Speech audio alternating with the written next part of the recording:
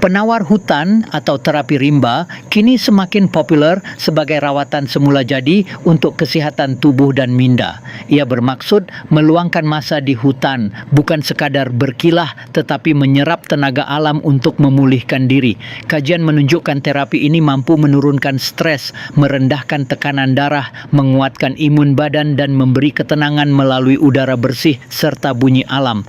Sebenarnya amalan ini bukan baharu. Nenek moyang kita sejak dahulu menggunakan hutan sebagai sumber herba, tempat mandi sungai dan ruang menenangkan jiwa.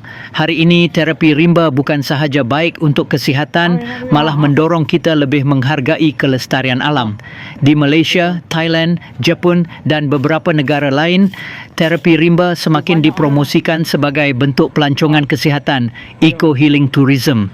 Ia bukan sahaja membantu kesihatan individu tetapi juga menyumbang kepada kesedaran menjaga kelestarian alam sekitar. Penawar hutan atau terapi rimba adalah satu cara kembali kepada fitrah, iaitu menyelaras tubuh, minda dan jiwa dengan alam ciptaan Tuhan.